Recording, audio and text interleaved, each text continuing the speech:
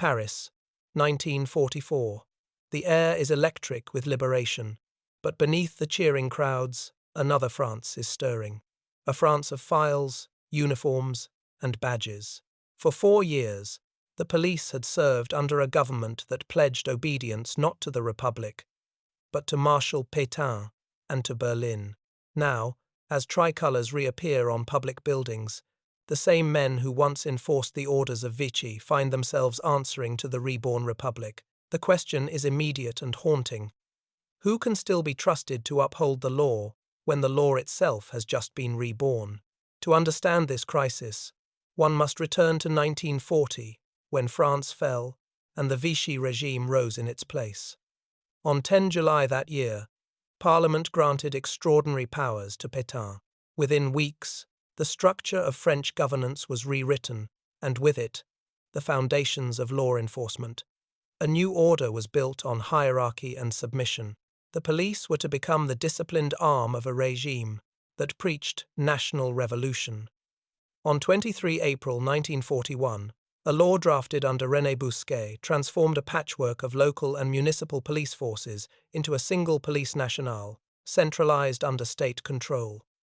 It was a bureaucrat's dream of efficiency and a dictator's tool of obedience. To maintain order under occupation, the Vichy state created the groups Mobiles de Reserve. The GMR paramilitary units meant to suppress internal dissent. They patrolled roads, broke strikes, and raided resistance hideouts. The French police were no longer mere civil servants. They had become an arm of political authority, loyal to a regime defined by collaboration.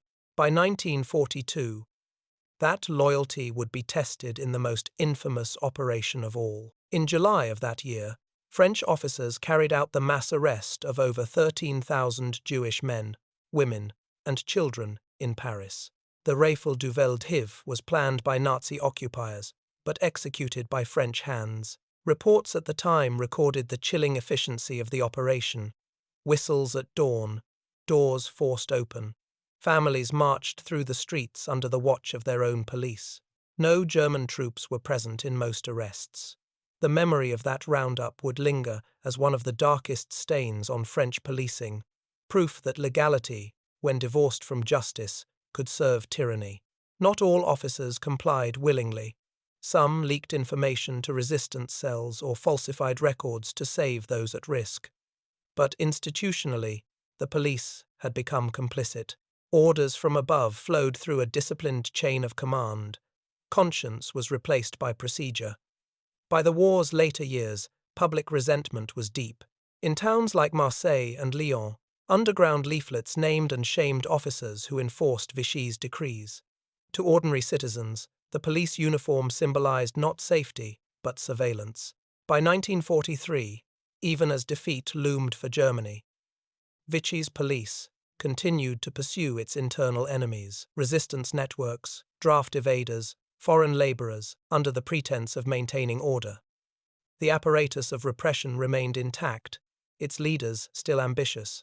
Bousquet's bureaucratic precision ensured that, by the time of liberation, the French police stood as one of the most intact administrative organs of the collaborationist state. It would be both a blessing and a curse for the post-war government. The machinery still functioned, but it was contaminated by its past. When Allied forces crossed into France in 1944 and the Vichy regime collapsed, a paradox awaited the provisional government under de Gaulle. To rebuild France, it needed institutions, and the police were indispensable to maintaining basic order. Yet these very institutions had been instruments of collaboration. The badge, once a mark of civic service, had become a symbol of complicity. To the crowds in liberated cities, it was difficult to distinguish between the loyal, the coerced, and the guilty. Inside the crumbling prefectures, files were being destroyed, names erased. Some officers fled or hid their wartime roles. Others quietly swapped insignia and reported for duty under the tricolour. In some towns, members of the local resistance took control of police stations, arresting collaborators and improvising a new form of justice. In others, confusion reigned. Who had the right to enforce order when the old laws were nullified, but the new ones not yet written? As Paris was freed in August 1944, the administrative shell of Vichy policing still stood centralized, disciplined, and intact. The question for the reborn republic was not only moral but practical. Could it purge the police without plunging cities into lawlessness? Could it rebuild authority without repeating the sins of submission? The men and women of the Ministry of the Interior faced an impossible calculus. Thousands of officers had served under Vichy. Some had joined the resistance late. Others claimed innocence through obedience. The purge committees would have to decide who could remain, who should be dismissed, and who deserved prosecution. But those choices would come later. For now, France stood between two eras. The occupation was over, yet its institutions still bore its imprint. The laws of Vichy had been declared void, but the men who enforced them still held the keys to the cells.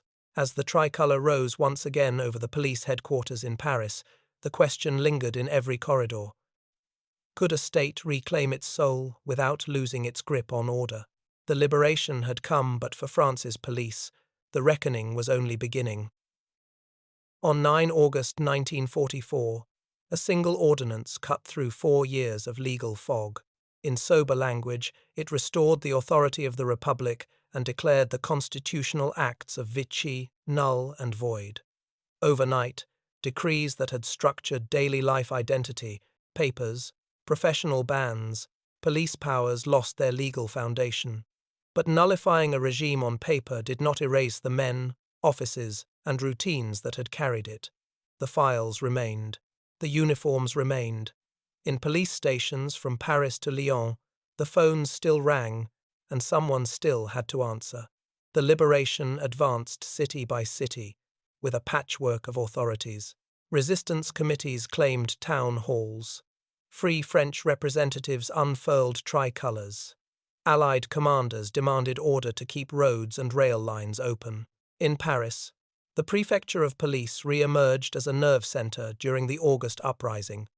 Its corridors crowded with FFI armbands and hastily appointed officers. Everywhere, the question was practical as much as principled. Who, this morning, has the right to arrest, to guard, to protect? The provisional government under de Gaulle could not afford a vacuum.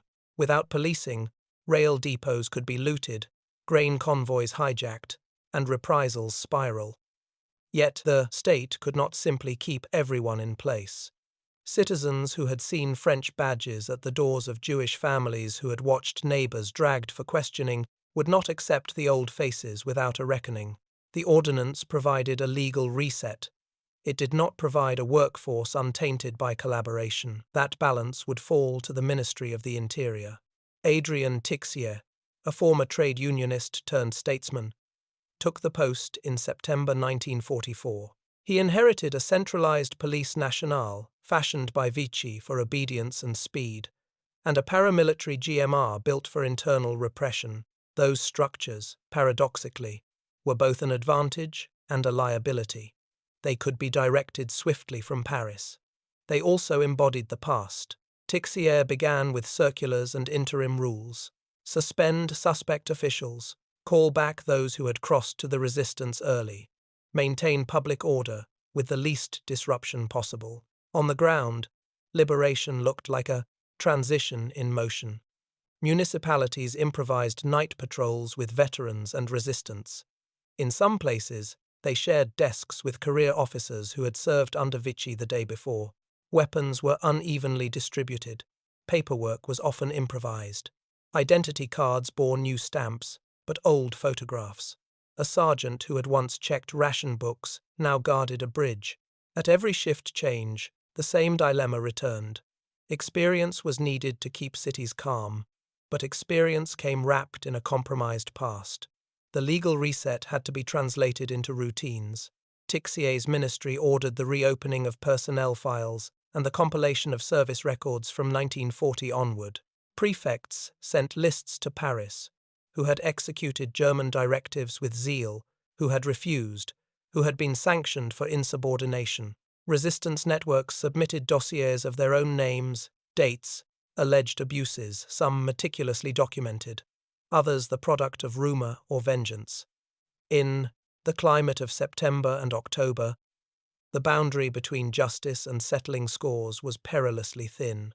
Meanwhile, the tasks of ordinary policing multiplied. German prisoners had to be escorted, arms caches secured, returning deportees assisted.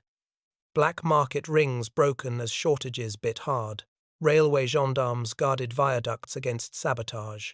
Urban patrols tried to keep order in jubilant, volatile streets. In Marseille and Lille, dockyards swarmed with job seekers and demobilized men. In Paris, demonstrations surged around ministries. The state had recovered its voice, but its tone would be judged in every street encounter between officer and citizen. Continuity could not be completely severed. The very efficiency that had made Vichy's police formidable now allowed the Republic to extend its reach quickly. Radio networks, reporting lines, a chain of command. Yet continuity also risked moral drift. Tixier's early directives stressed a new ethos: restraint rather than repression, service to the law rather than to any party or momentary power. Training courses were announced. Interim promotions gave resistant cadres a foothold in leadership. On paper, the Republic framed a different purpose. In practice, the same corridors still carried familiar footfalls. Allied authorities watched closely. In liberated ports and along supply arteries, they urged discipline over passion, wary that uncontrolled purges would ignite local chaos. The provisional government agreed in principle.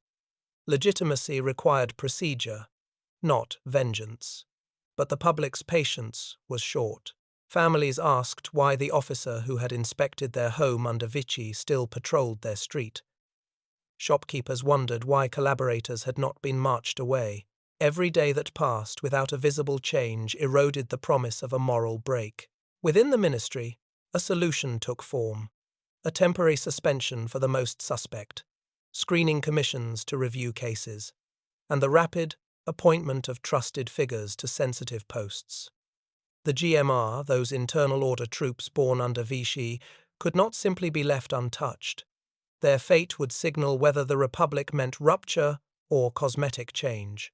Draft orders circulated to dissolve the GMR framework and to replace it with a Republican force, disciplined, national, but anchored in a different mandate.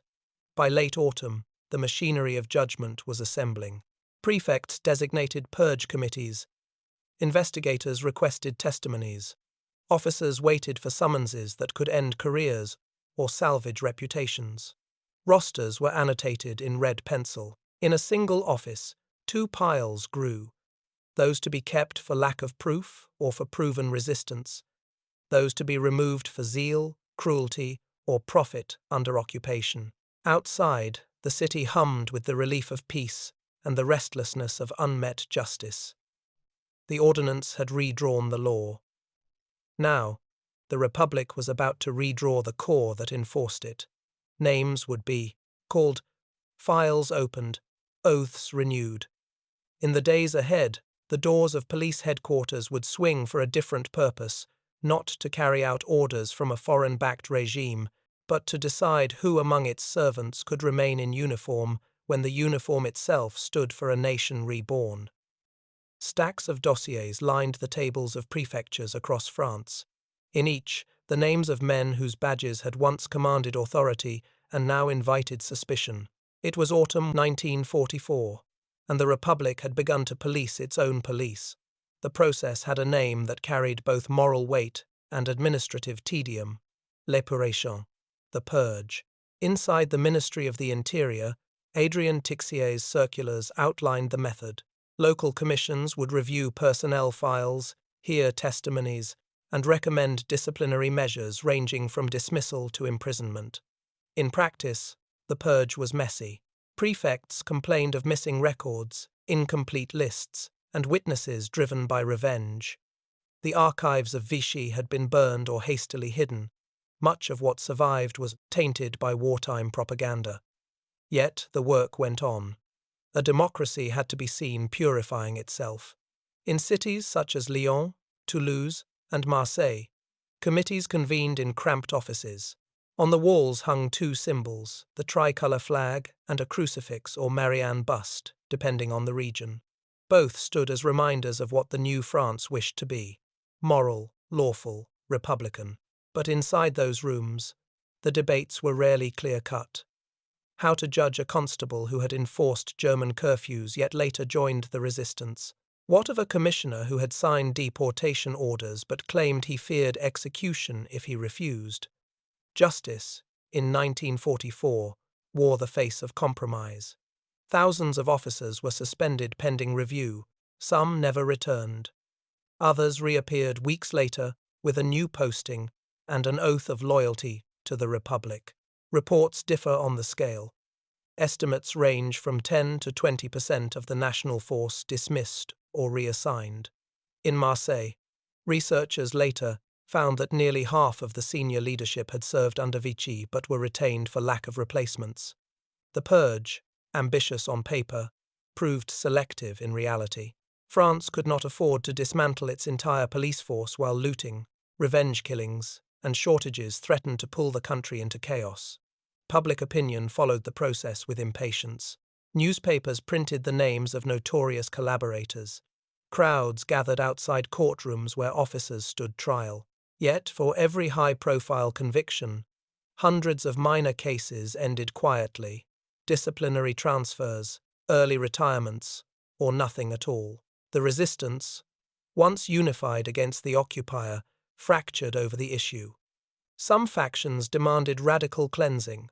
Others, now in administrative posts, urged pragmatism. France needs order more than purity, one prefect reportedly said, echoing the weary sentiment of the time. Tixier himself embodied this tension. As a former unionist who had spent prefect the war years in exile, he understood both the need for justice and the limits of retribution. His circulars emphasized fairness over vengeance, but his inspectors knew that perfection was impossible. In the first months after liberation, even compiling a list of suspect officers required sifting rumor from record. Yet through these compromises, a pattern emerged. To cleanse without collapsing, the Republic would prune, not uproot. At the same time, the purge's emotional weight fell heavily on those who had resisted. Men and women who had fought in the shadows now returned, expecting recognition, perhaps a place in the new police. Some were integrated, especially in the Paris prefecture, where resistance fighters joined the ranks under provisional status. But others found closed doors. Training, literacy, or political background excluded them. The Republic sought legitimacy through legality, not revolutionary fervor. The badge must serve the law, not the spirit of vengeance, Tixier declared before the assembly. It was a noble sentiment, one not always echoed in the streets. In rural areas, the process took longer. Communication was poor, oversight weaker, and loyalties tangled. A village policeman might be judged by a committee that included his wartime neighbors. In such places, the line between collaboration and survival blurred. Some gendarmes had secretly supplied the resistance with arms or information, but others had collaborated out of fear or ambition. By early 1945, more than 2,000 policemen were in detention awaiting review. Many were released quietly, as evidence proved insufficient or the need for manpower grew pressing. The purge also extended upward. Senior administrators, prefects, police chiefs, and departmental heads faced inquiry. A few were dismissed publicly, examples made for the press. Others, protected by allies or deemed irreplaceable, survived with mere reprimands. The result was uneven but revealing. France wanted both justice and stability, and the two rarely aligned. L'épuration légale, as historians later called it, reflected the Republic's own fragility, its desire to cleanse without reopening wounds too deep to heal. In early 1945, as trials tapered and files closed, a second phase began: reconstruction. New officers were recruited, many from the resistance, others from civilian professions. Training schools reopened, emphasizing ethics, Republican duty, and restraint.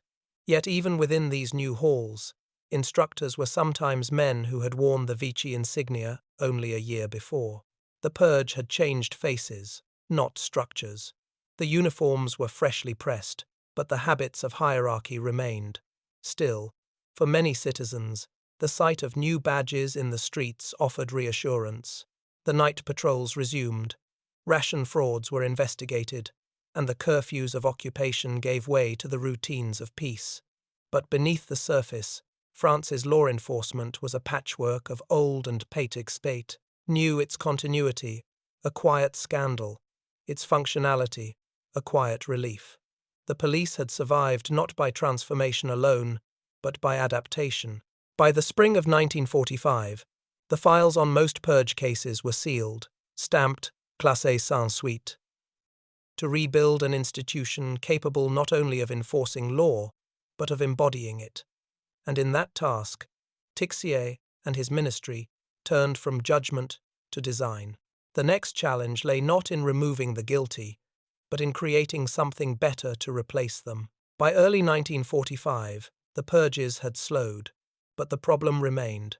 France could not run on absence. It needed a functioning police, not merely cleansed, but remade.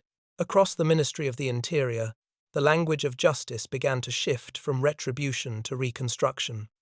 What had been a moral campaign became an administrative one. Adrian, Tixier and his advisers now faced a pragmatic question. What kind of police could serve a republic reborn from occupation? The work began in offices still scarred by war. The typewriters clicked under cracked ceilings. The heating rarely worked. Yet, from these rooms came the outlines of a new system. The centralized framework created by Vichy had proved efficient, if morally tainted. Rather than dismantle it, the government decided to reclaim and redefine it. The police nationale would remain unified under the Interior Ministry, but its spirit and training would be reshaped to fit Republican ideals. One of the most symbolic acts came that December.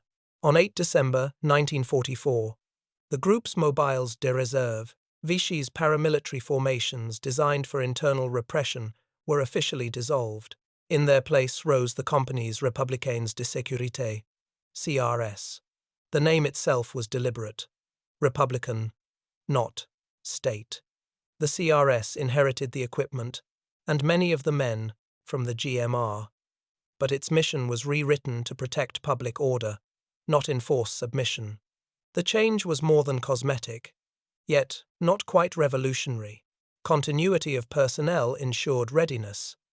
The new doctrine sought to ensure restraint.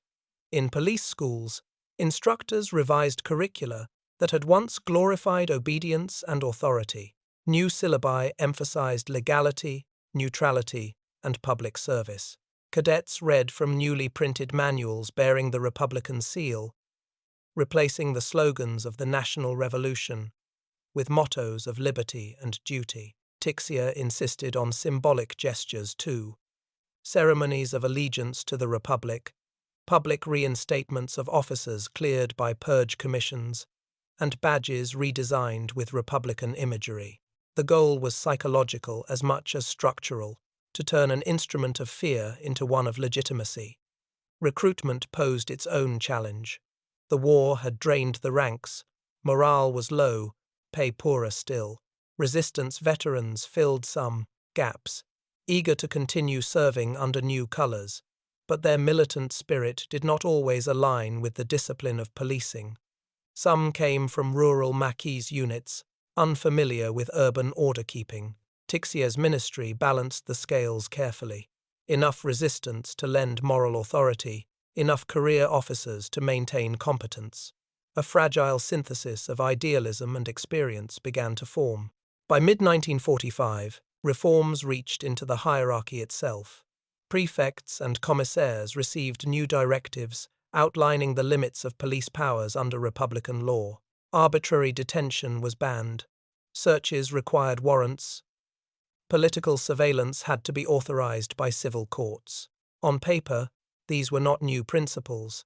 They echoed pre-war norms, but after years of occupation, they marked a rediscovery of legality.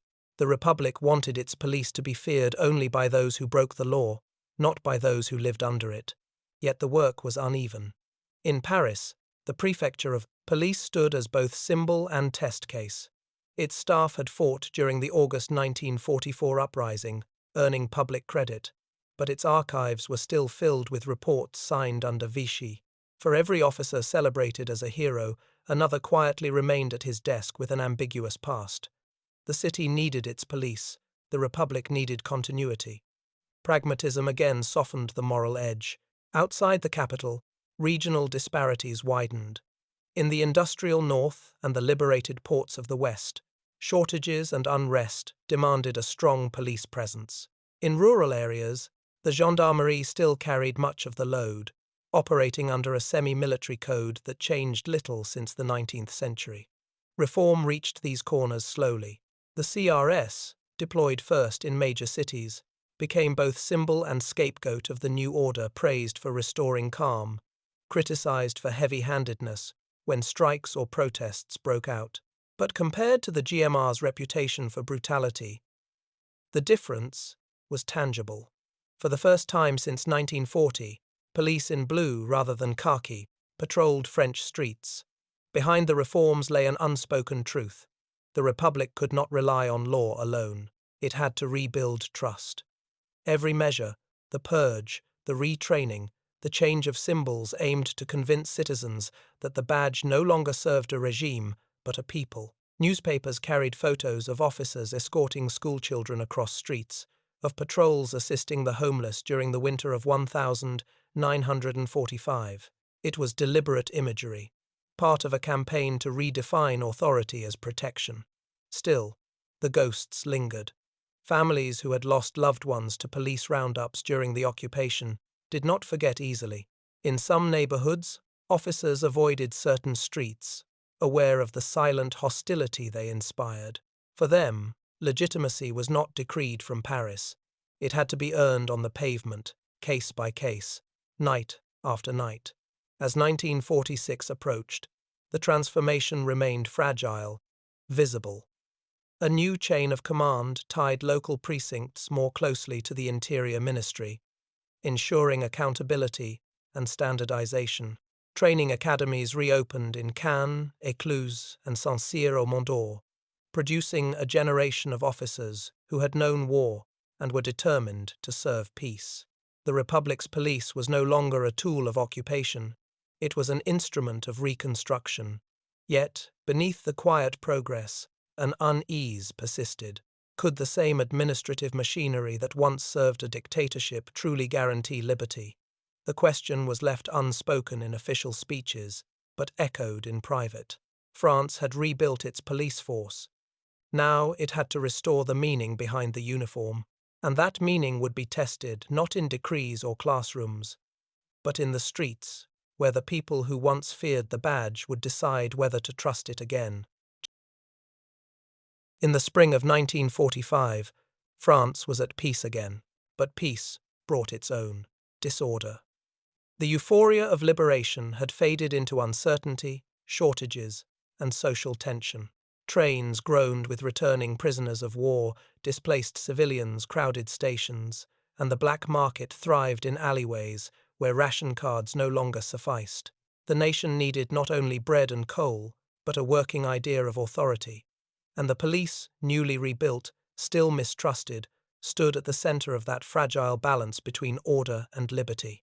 For many French citizens, the sight of a police officer was no longer reassuring. Memories of the occupation were too fresh.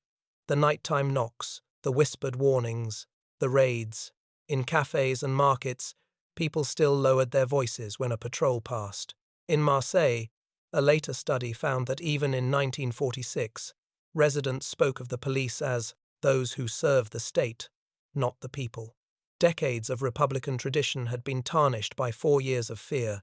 The task now was not merely to enforce order, but to restore consent. Inside the Ministry of the Interior, Tixier understood this dilemma. The Republic, he reportedly told a gathering of commissaires, cannot simply be obeyed, it must be believed in. His words guided a wave of internal reforms aimed at changing how the police were seen. Officers were instructed to moderate their tone, to greet civilians courteously, and to avoid arbitrary searches. Prefects were reminded that policing was a civic duty, not an instrument of control. But changing a culture proved harder than issuing an order. The everyday reality of post-war France made that clear. Cities were clogged with demobilized soldiers and refugees, housing was scarce, and the black market, le marché noir, undermined official rations. The police found themselves chasing smugglers, counterfeiters, and profiteers rather than saboteurs and spies. In Paris, raids on warehouses uncovered hoarded sugar and gasoline. In Lille and Lyon, patrols broke up brawls over coal deliveries. These were not glamorous tasks, but they mattered. Public frustration could turn into unrest at any moment.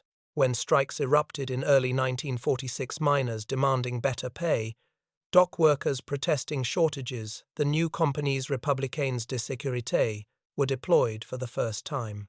Formed from the remnants of the old GMR, the CRS wore new insignia and carried a new code of conduct. Their orders were strict: no live ammunition, minimal force, protect both demonstrators and property. Newspapers praised their discipline. But in some quarters, old suspicions resurfaced. The CRS, one Marseille pamphlet warned, are the GMR under another name. For all the government's intentions, symbols could not erase memory overnight, yet progress was visible. In Paris, the prefecture began publishing community bulletins describing police initiatives, aid to homeless veterans, assistance in food distribution, cooperation with local councils. Officers visited schools to speak about citizenship and the law. It was modest public relations, but for a nation weary of secrecy, transparency mattered. The Republic was learning to make its police visible not as enforcers, but as servants of the common good. Regional contrasts remained stark. In the countryside, the gendarmerie's reputation survived better than that of the urban police. Rural officers had often been closer to their communities, their wartime conduct less compromised. In towns and cities, mistrust lingered longer. Resistance veterans entering the force brought credibility, but also tension. Some viewed their colleagues who had served under Vichy with quiet contempt. The new oath to the Republic, taken in public ceremonies, was meant to bridge that divide, but oaths could not rewrite memories. By late 1945, the ministry began gathering data on morale and discipline. Reports noted a sharp drop in absenteeism and bribery compared 1944 uprising, but also warned of fatigue and cynicism. Pay remained low, equipment scarce. Many officers wore patched uniforms, their pistols older than the Republic they now served. Tixier pressed the Provisional Cabinet for funds to modernize the force, arguing that legitimacy required dignity. A man who upholds the law must not appear broken by it, he said in one speech. His appeal helped secure new allocations for housing and training, a small but symbolic victory. On the streets, the effects were subtle but real. Night patrols became less feared, more familiar. Children waved to officers who handed out chocolate from American rations. The gesture was small, yet profound. A uniform once synonymous with oppression, now shared as a token of relief. Public trust did not return all at once, but moment by moment, street by street. In the shadow of the war, decency was being rebuilt in quiet acts. Still, the balance was delicate. France remained haunted by scarcity and political division. The resistance's legacy was fracturing into competing parties, and the threat of strikes and protests loomed large. The police were expected to stand between order and turmoil, loyal yet restrained, firm, just. Each decision in the field, each search, each arrest was a test of whether the Republic's authority could coexist with its conscience. By the start of 1946, the ministry's reports struck a cautiously hopeful tone. The public spirit, one memo concluded, is turning from suspicion to habit. The badge, though still heavy with history, was regaining meaning. In the CRS barracks, new recruits studied not only procedure, but also principle. Their textbooks quoted the Declaration of the Rights of Man, not the slogans of the state. France's police had survived war, purge, and moral collapse. Now they faced their hardest task yet, to make liberty and authority stand side by side again. But the Republic's rebirth was still unfinished. Laws were being rewritten, institutions reshaped, and the spirit of 1789 called once more for proof that the state served its citizens, not the other way around. And that proof would soon be tested in the effort to give the police a stable place within the newborn Fourth Republic. 1945 brought a quieter France, but not yet a settled one. The war's end had restored sovereignty. The task now was to give it structure. In Paris, the Hôtel Matignon housed ministers drafting the foundations of a new constitution. Across the Seine, the prefecture of police operated under the same roof, but within a very different spirit. Files, once marked with the Vichy stamp, now bore a blue Republican seal. Behind each bureaucratic detail lay a question larger than any ordinance. Could the Republic's institutions, rebuilt on the ruins of collaboration, truly sustain democracy? The legal framework was still taking shape. The provisional government's ordinances had restored Republican legality, but they were temporary scaffolding. As 1946 approached, constitutional committees worked to define what would become the Fourth Republic. Within that design, the police occupied a paradoxical place, both a symbol of order and a reminder of submission. Lawmakers wanted the Interior Ministry to retain strong coordination, but the ghost of centralized authoritarianism haunted every draft. How much power could the police hold without repeating the mistakes of the past? Adrien Tixier, still Minister of the Interior, pushed for a professional corps bound by civic duty rather than political loyalty. Under his reforms, the police nationale became a true civil service, its officers subject to merit-based advancement and public oversight. Promotions now required evaluations that included moral conduct and Republican devotion. It was a language more moral than bureaucratic, but after Vichy, morality had become an administrative concern. The men in uniform were not just public servants. They were symbols of the Republic's conscience. At the same time, a subtle cultural change was taking root. Training schools emphasized not only technical competence, but civic instruction lessons on constitutional rights, limits of authority, and the balance between liberty and security. The doctrine of policing was shifting. Obedience was no longer the highest virtue. The new mantra, echoed in ministerial circulars, was servia senza servire, to serve without subjugating. On the streets, these ideals faced harder tests. Post-war France was marked by strikes, rationing protests, and the first tensions of a divided Europe. Communist unions clashed with government directives.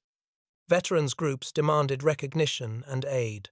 The same CRS units, born from the ruins of the GMR, found themselves policing gatherings that sometimes included former comrades in arms. In one account from Lille, an officer refused orders to charge a demonstration, arguing that these men fought for the Republic too.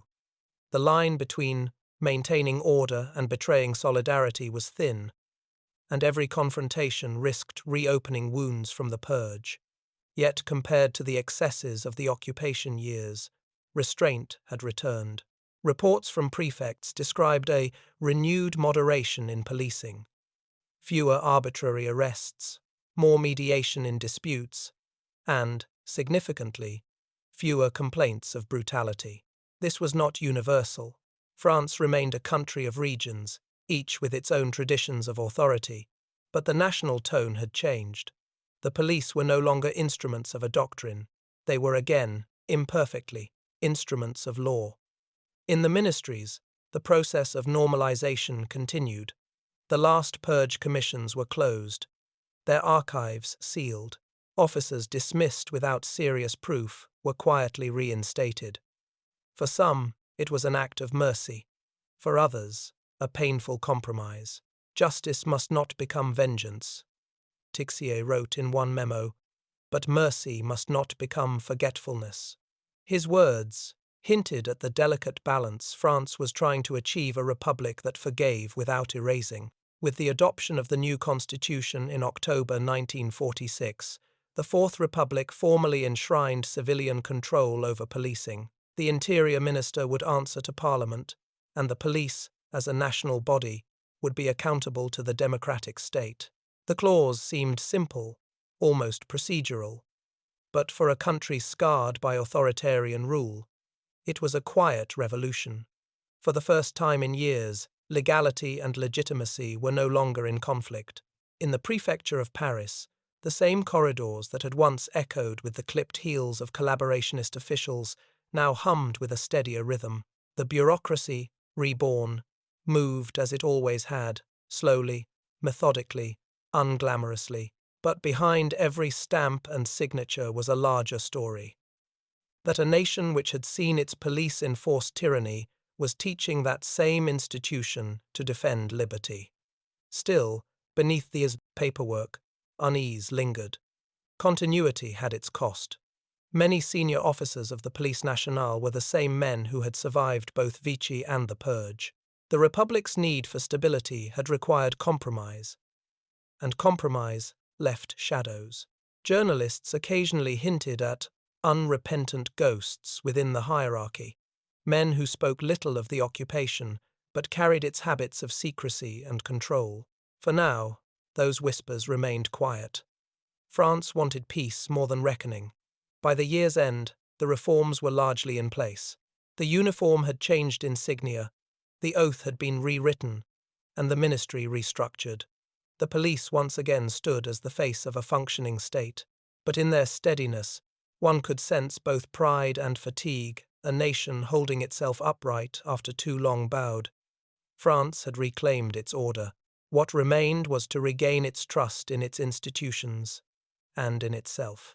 And though the files of 1946 would soon close, the deeper question of legacy still waited, sealed in the memory of those who had lived both sides of the badge. The years after 1946 brought a fragile calm. The guns had fallen silent, the constitution was in place, and the police, once an emblem of subservience, now stood as one of the Republic's pillars. Yet beneath the surface of order, France carried a silent inheritance. Every reform, every oath, had been an answer to what came before, and though the new republic promised renewal, its institutions were still haunted by the shadows of occupation. In retrospect, historians would see these years not as an end, but as a beginning. The long, uneven process of rebuilding trust between the state and its citizens. The police of the Fourth Republic emerged disciplined and centralized, bound by law rather than decree. They had regained the capacity to enforce order, but legitimacy would take longer to build. In the cafes and neighborhoods where arrests and roundups had once defined daily life, memory ran deeper than any proclamation. For many, the face of the Republic was still the man in uniform, yet progress was real. New training academies produced officers who had never served under Vichy, men and women who had grown up under occupation but entered adulthood in liberty. Their textbooks spoke not of national revolution, but of civic service. Lessons in criminal law were paired with lessons in history, how a police force could lose its moral compass, and what it meant to serve the people rather than the state. To this generation, the badge no longer carried the shame of collaboration, but the responsibility to prevent it from ever happening again. Institutionally, the changes were held. The Ministry of the Interior maintained a firm grip on the Police Nationale, but parliamentary oversight and local prefects provided checks that had been absent under Vichy. The CRS, born from the remnants of the GMR, became France's permanent riot control force. A republican instrument of internal order, their reputation was ambivalent, praised for professionalism, criticized for rigidity, but their very existence embodied the Republic's determination to keep control in its own hands, not in the shadow of foreign power. Even so, the post-war decades revealed the paradox of this reconstruction. The same centralization that guaranteed uniformity also distanced the police from the public. In moments of crisis, the strikes of 1947, the colonial unrest of the 1950s, the question returned: where did republican duty end and political obedience begin? The legacy of Vichy had taught that a police force without moral independence could become a tool of repression. The lesson was not forgotten, but it was not always remembered in time. For those who had lived through the purge, the scars remained personal. Some dismissed officers found quiet work as clerks or guards. Others vanished from the record. Among those retained, silence became a kind of discipline. They spoke little of 1940 or 1942, of what orders they had carried out or refused. A generation of policemen learned to live with two memories, the official one of Republican service and the private one of compromise and survival. The Republic, for its part, preferred reconciliation to reckoning. And yet, reconciliation had its virtue. Out of contradiction, France built continuity. By the 1950s, the police were once again a respected institution, criticized. Yes, but indispensable. They patrolled the boulevards, directed traffic, and enforced curfews during crises. Their presence no longer evoked fear, but habit. The badge had regained a kind of neutrality, neither hero nor villain, simply part of the fabric of civic life. That ordinariness was itself a measure of success. Still, echoes of the past lingered in unexpected places. In public debates about authority, in demonstrations where protesters shouted "Vichy" at officers decades too young to remember it, the old fault lines resurfaced. Historians like Jean-Marc Berlier and Henry Rousseau would later call this the haunting of legitimacy, a nation that had restored its institutions, but not yet its self-confidence. To rebuild the police was to rebuild the mirror in which France saw its own authority. And that reflection was never simple. The story that began with decrees and purges thus ended in something quieter: endurance. The police of the Republic did not become saints, nor did they relapse into servitude. They endured, redefined, re-educated, sometimes mistrusted, always necessary. Their continuity, once a source of shame, became the vessel through which the Republic maintained itself. 80 years on, the lessons remain. In every democracy, law enforcement stands at the threshold between freedom and control. France's experience after 1944 showed how fragile that threshold can be, and how vital. When the Republic rebuilt its police, it was not merely reconstructing an institution, it was relearning the grammar of trust, the slow language of legitimacy. The war had tested the meaning of obedience, the peace tested the meaning of conscience. And though the streets of Paris long ago traded their barricades for traffic lights, the question born in that uneasy summer of 1944 still whispers beneath the hum of the siren. How does a nation ensure that those who guard its order also guard its soul?